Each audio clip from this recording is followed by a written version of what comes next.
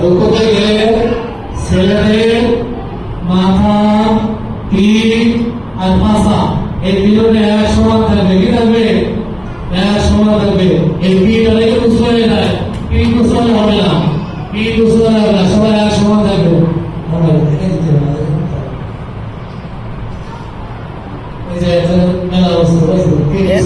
আরো ঝুঁকে যান, আরো ঝুঁকে যান।